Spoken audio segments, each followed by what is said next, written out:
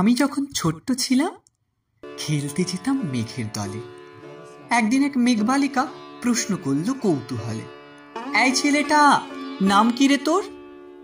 আমি বললাম ফুসমন্তর। মেঘবালিকা রেগেই আগুন, মিথ্যে কথা, নাম কি এমন হয় কখনো? আমি বললাম নিশ্চয়ই হয়, আগে আমার গল্প শোনো। সে বলল, শুনবো না যা, সেই তো রানী, সেই তো রাজা, সেই তো একই ঢাল তলোয়ার, সেই তো একই রাজার কুমার পক্ষীরাজে, শুনবো না আর, ওসব বাজে। আমি বললাম, তোমার জন্য নতুন করে লিখবো তবে।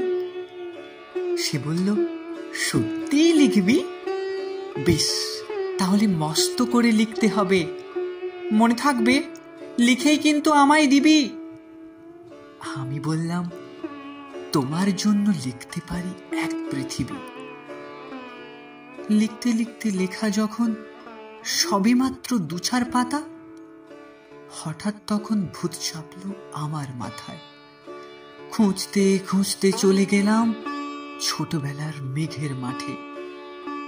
গিয়ে দেখি চেনা মুখ তো একটিও নেই এ তল্লাটে। একজনকে মনে হলো ওরই মধ্যে অন্যরকম। এগিয়ে গিয়ে বলি তাকে, তুমি কি সেই মেঘবালিকা? তুমিই কে সেই? সে বলেছে, মনে তো নেই, আমার ওসব মনে তো নেই। আমি বললাম, তুমি আমায় লেখার কথা বলেছিলে।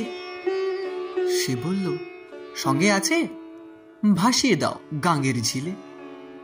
আর হ্যাঁ শোনো, এখন আমি মেঘ নই আর, সবাই এখন বৃষ্টি বলে ডাকে আমায়।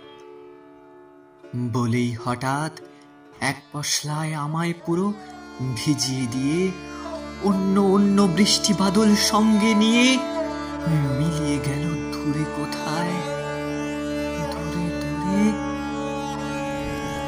বৃষ্টি বলে ডাকে আমায়, বৃষ্টি বলে ডাকে আমায়। আপন মনে বলতে বলতে আমি কেবল বসেই রইলাম ভিজে একসা কাপড় জামায়। গাছের তলায় বসে রইলাম, বৃষ্টি নাকি মেঘের জন্য।